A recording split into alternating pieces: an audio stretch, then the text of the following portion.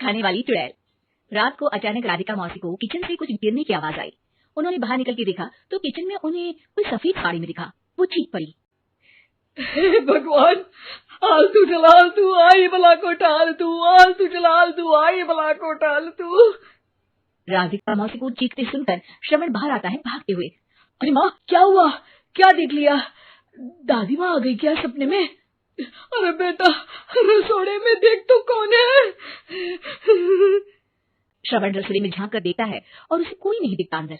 अब रसोई में तो कोई नहीं है माँ। कोई सफेद साड़ी में नहीं है क्या? नहीं माँ, कोई भी नहीं है। चिल्लम-चिल्ली की आवाज सुनकर काजल भी वहां आ जाती है। क्या हो गया माँ जी?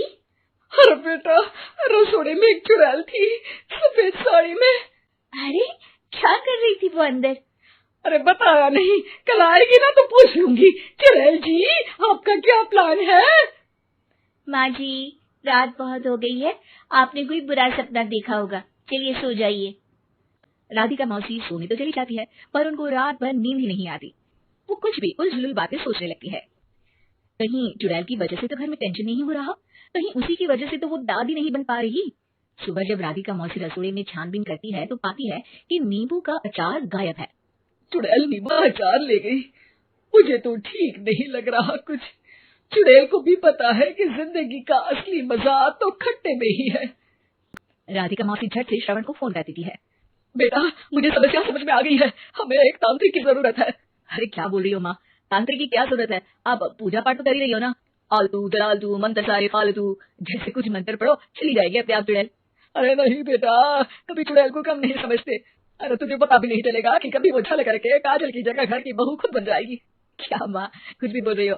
कहाँ काजल और कहाँ चुड़ैल? वैसे एक बात बताओ, काजल को अगर गाने के लिए बोल देना तो चुड़ैल काजल की आवाज सुनकर घर तो क्या, घर भी लोग छोड़कर चली जाएगी। तुम ना पढ़े लिखे बच्चे हर चीज को मजाक समझते हो। तुम रहने दो, मैं खुद ही तांत्रिक को बुला लेती हूँ। अच्छा सुन, शाम को इमली लेके आना। क्या है कि चटनी खाए बहुत दिन हो गए है ना। नहीं माँ, इमली तांत्रिक से ही मंगवा लो ना, आटा वगैरह भी उसी से पिसवा लेना। देखो मुझे काम करना है। श्रवण रात को कई तरह की सब्जियों के साथ माँ के कहने पे चटनी के लिए इमली भी ले आया था, लेकिन राधिका मौसी के दिमाग में अलग ही फिल्म चल रही थी। उन्हें अब सिर्फ शक ही नहीं यकीन होने लगा था कि शायद चुड़ैल ने श्रवण पर अपना जाल बिछा दिया था, जिस वजह से श्रवण उनकी बात ही नहीं मान रहा था। पर कोई नहीं, आने वाली रात में राधिका मौसी खुद तैयार हो गई चुड़ैल को पकड़ने के लिए। रुद्राक्ष की माला, तुलसी का पत्ता, हनुमान चालीसा सब हाथ के पास ही था, बस चुड़ैल का इंतजार था। और जैसा राधिका मौसी ने सोचा था वैसा ही हुआ।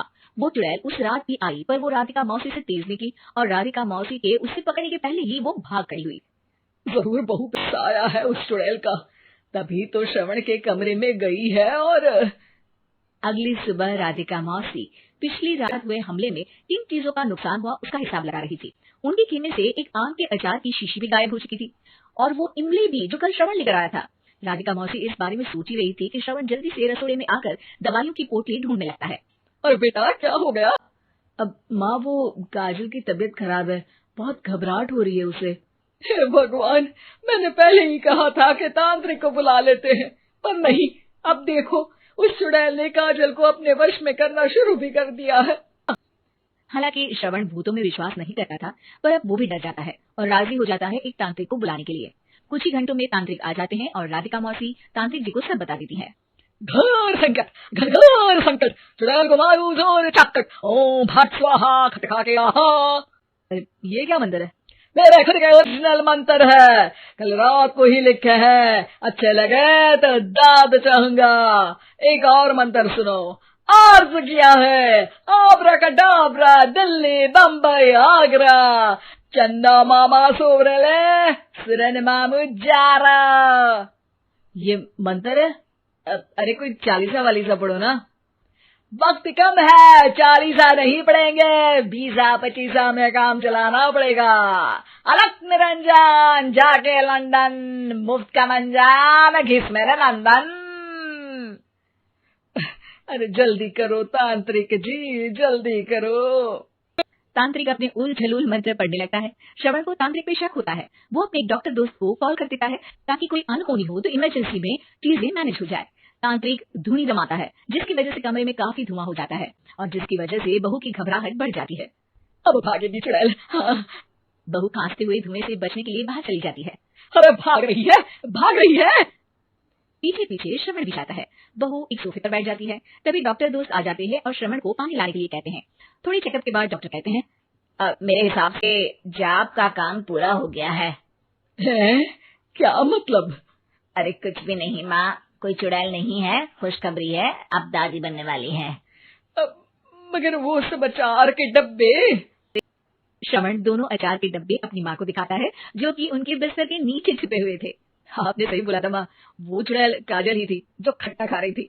हमें कल ही पता चला, पर हमने आपको ये तांत्रिक वाला काम करने दिया ताकि आपको भरोसा हो जाए कि भूत वगैरह कुछ होता ही नहीं। अच्छा अच्छा, ये तो बड़ी खुशी की बात है। पर बेटा मुझे एक झाड़ू तो ला दे। क्यों माँ? ये तांत्रिक का भूत उतारती हूँ मैं। अब तांत्रिक राधा मौसी के डर से घर से भाग निकलता है और राधा मौसी उसके पीछे भागती है। अरे संकट ये घनघोर है, तांत्रिक